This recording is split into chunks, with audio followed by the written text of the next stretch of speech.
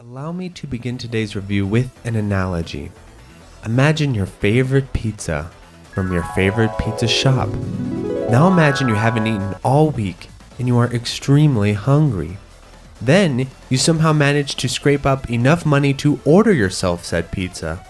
You order a flavor that you know and that you love. But on his way to your home, the pizza delivery guy trips in the parking lot and spills your pizza all over the filthy concrete. It is also raining. Your beautiful pizza is now dirty, filled with chunks of asphalt, and soggy. The delivery guy, who knows he'll get fired if the shop has to make a new pizza, instead picks up the mess from the parking lot, puts it in a box, and then delivers it to your home. You, starving at this point, pay for the food, rip open the box, and take a bite with your eyes closed. As you are chewing, you get some of the flavor you were expecting, but you also taste dirt, and you crack your tooth on a rock. This is the story of City Connection and their Sega Saturn ports to the Nintendo Switch.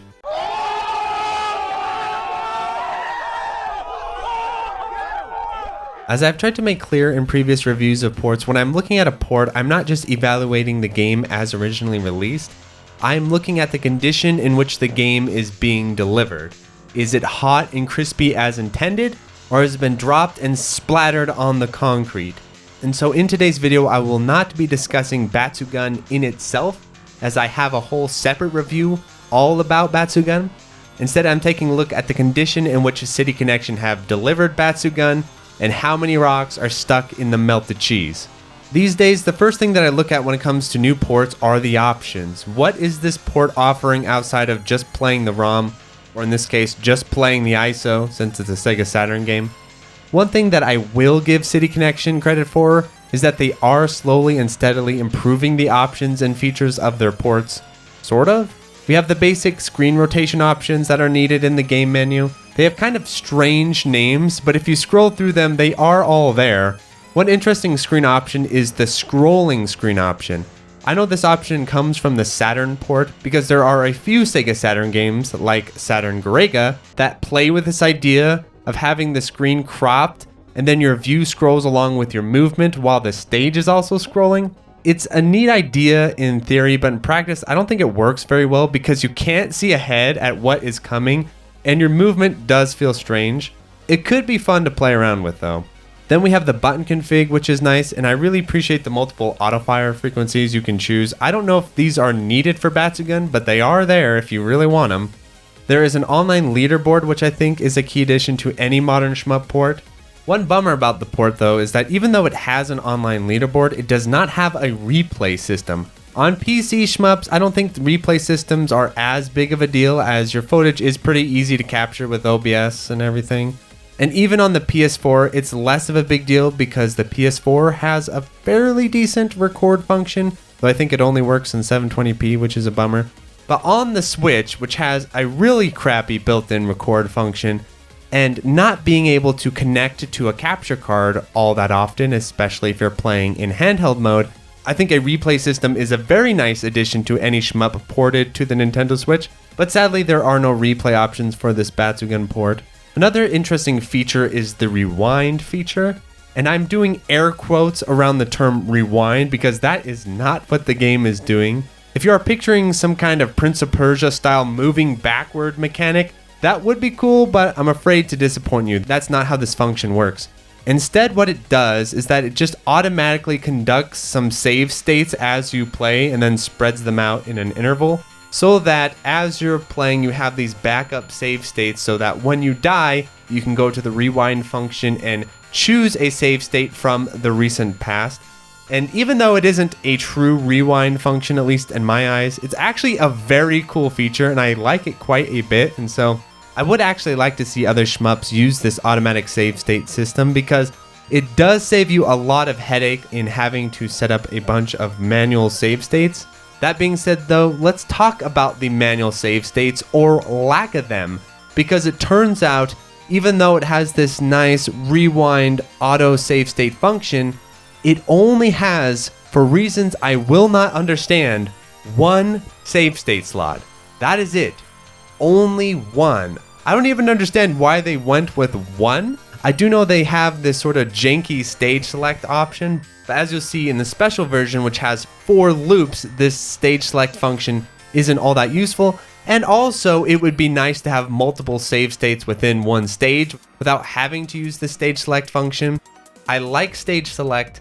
I like save states. You just need more slots. I don't know what it is with Japanese developers, but they seem really stingy with the save state slots for reasons I do not understand. Compare this to the Outzone port, which has a fair amount of issues, but one issue it does not have is a limitation in save states. You can just go crazy and basically have as many save states as you want.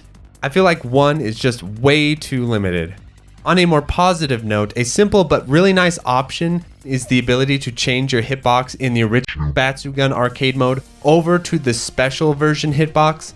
This is fantastic because the special version hitbox is much smaller, and even though playing the arcade original with the smaller hitbox does make it easier and BATSUGUN isn't exactly the most difficult game, I think it really improves the feel of the game. So I am a big fan of this. Even though it makes your scores illegitimate, I just think it's a really fun way to play the game. And if you don't want to use it, you don't have to. It's optional, but it's a very nice customizable option. I think more ports should have customizable options like this.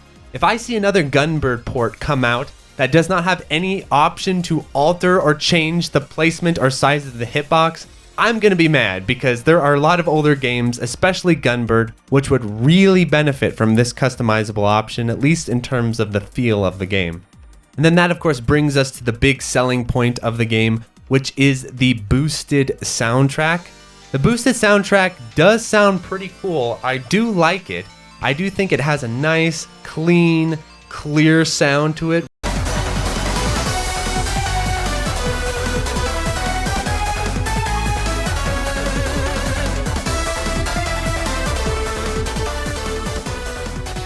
Where if you listen to the arcade original soundtrack, the sound chips and all that aren't very good, at least in my opinion, and you can like hear the buzzing and muffling of the instruments, whereas the new arranged soundtrack is really clear and clean, which I appreciate.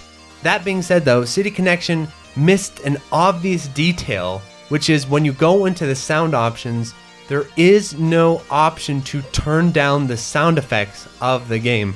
And so if you are wanting to listen to this new arranged OST and hear it a little bit more clearly, that is not going to be possible because you cannot turn down the volume of the sound effects, which isn't that big of a deal. When it comes to shmups, it's all about the details, because if you are playing the same game over and over again, the ability to change the volume of the sound effects or volume of the soundtrack actually does help out a ton. So yes, they have this cool new soundtrack, and yes, they have this cool new option to change over to the Saturn arrange or the new boosted arrange or the original. So you got 3 different soundtracks. It just feels like that little bit of attention to detail is missing. So I've been racking my brain to think of any additional positives I can add before we get to the big pink elephant, but sadly I can't think of anything else. So now let's talk about what we all know I'm going to talk about: the input lag. And so coming into this port, I was very nervous about the input lag, and I'll explain to you why I was nervous about the input lag. And it's not just because I have some bias against City Connection. As you'll see on my channel, sometimes City Connection can do some pretty solid ports. Other times their ports can be absolute nightmares. It's a real mixed bag. You never know what you're gonna get. But when it comes to the Sega Saturn ports and their Zebra engine, you actually do know what you're going to get, at least up until this point. And what you're going to get is a lot of additional input lag. And the reason for that is because the Sega Saturn in itself is a little bit of a laggy console. From what I understand, the lowest amount of lag you typically get on the Sega Saturn is 3 frames. And all of my lag testing for Sega Saturn games, I actually haven't seen anything under 3 frames, and I think BATSUGUN on Sega Saturn, I am pretty sure, is 3 frames, though it has been a while since I have conducted a test on my Sega Saturn. So that's the first element of lag, where the Saturn itself is a little bit laggy. And then the second element of lag, which is a real problem, is that Sega Saturn emulation is even more laggy. So when you combine the extra frame of lag from the Sega Saturn, and then combine it with the extra frames of lag from emulating the Sega Saturn, what you got is a double-decker input lag sandwich. And so even before this game was released, the fact that it is based off the Sega Saturn version, rather than based off of the arcade version, at least in my opinion, was a pretty big red flag in the input lag department. And so let's take a look at the tests now, and you will see that we have 6 frames of input lag.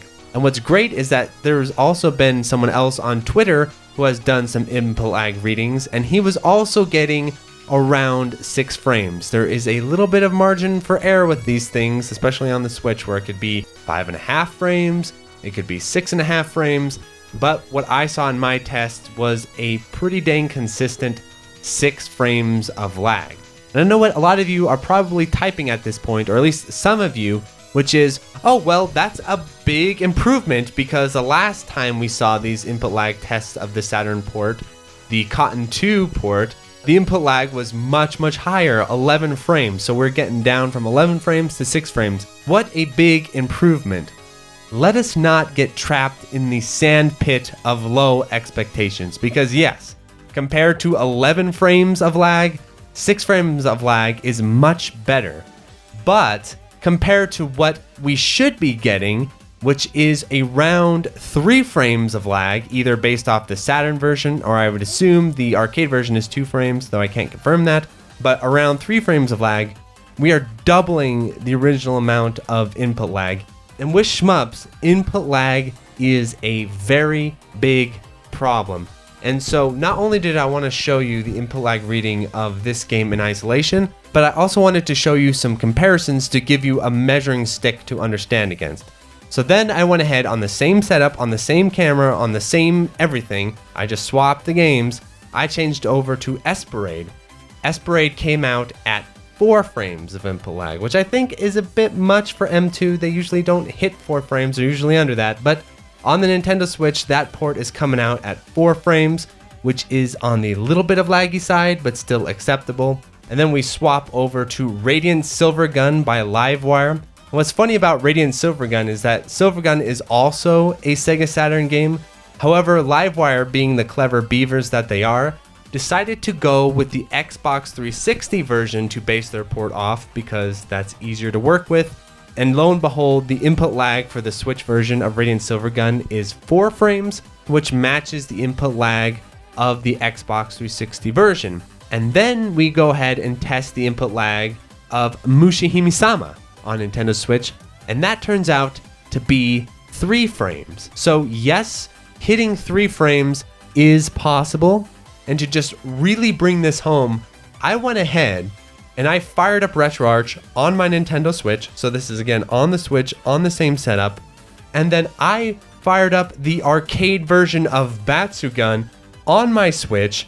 And guess what I got? I got 2 frames of input lag. Now maybe that's a little bit unfair, because RetroArch is able to do preemptive frames. And so you can get the game to respond in 1. And then of course, because of the hardware lag limitations, it ends up at 2 at the end. But even if you removed the preemptive frames, you're still getting 3 frames of input lag without any sort of run ahead, just vanilla emulator action. And so I feel like if City Connection had made the choice to port over the arcade version of BATSUGUN, rather than doing this double-decker lag sandwich of a slightly laggy console with even laggier emulation, then we could have received a much stronger port in terms of performance. And then you're probably wondering, well, why didn't City Connection go with the arcade version? Why did they go with the Sega Saturn version? That seems kind of a roundabout way of doing things, doesn't it?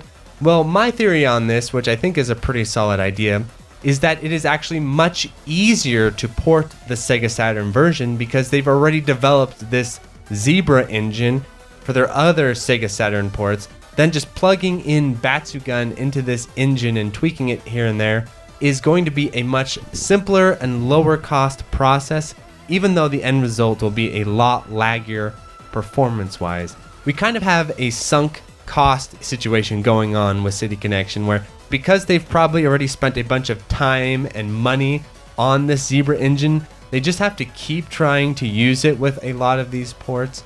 And so unfortunately, in my opinion, especially at $30, I do not think this City Connection port of BATSUGUN is worth it. And if you really like the OST, you actually can listen to the OST for free on City Connection's YouTube channel. It is in a playlist. And not only can you listen to it for free, but you can also listen to it without sound effects. And so you can hear exactly what the music sounds like. And if you're saying, well, I want to play BATSUGUN, I want to own BATSUGUN in an accessible format. In the past, I think people could have said, well, this is what we have. We're just going to have to make the best of it. It's just going to be an issue where you buy the game and have to deal with the lag. But in my opinion, times are changing, especially when it comes to toe plan ports. I don't know what's going on with the copyright of these toe plan games, but they seem to be getting around, because not only do we have City Connection doing ports, but we also have M2 Shot Triggers doing ports. And so it could be possible that in the near future, we could see a Shot Triggers port of BATSUGUN, most likely based in the arcade version. And unless something goes terribly wrong, that version is incredibly likely to blow this version of BATSUGUN out of the water. And so what my advice would be is to just wait it out and see if we get another BATSUGUN port. And in the meantime, if you're someone who's really feeling the need to play BATSUGUN or to play the Sega Saturn version of BATSUGUN, well, I would recommend at this stage, just go ahead and get yourself a Sega Saturn and mod it and play BATSUGUN that way. Or of course, play it through arcade emulation. Just do not try to emulate the Sega Saturn version, because Sega Saturn emulation is still a hot mess. And it's not worth it, as the arcade version of the game is so easily emulated and runs so well with such low input lag. And so at this stage, I think doing a port of BATSUGUN based off the Sega Saturn version is just a bad idea to begin with, especially when you have such a viable alternative. And then it looks like the Steam version, at least according to this other tester, is still stuck at frames on the PC version, which I find very surprising, but maybe it's just not the most quality PC port. And so if you enjoyed this review, please like, subscribe, tell all your friends. Adios, everyone.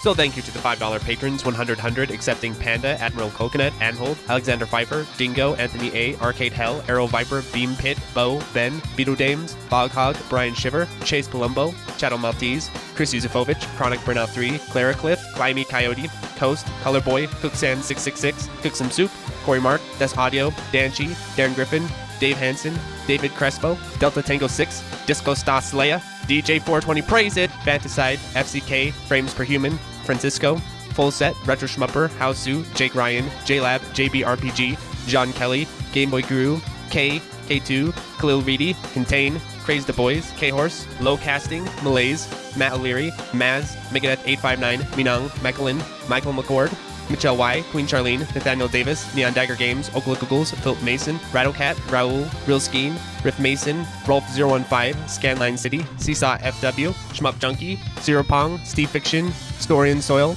Street Magic, Superfunk, SW1335, Tamzarian, Tugero Mucho, The Boot Rex, The Dirty Screech, DN1, The Old Vensta, TRM, Sugumo, 2IU, Twilight EX, Unikoi Roots, Big Viper, Wabby Legs, X20 Spec, Utakaya, Zachary Patton.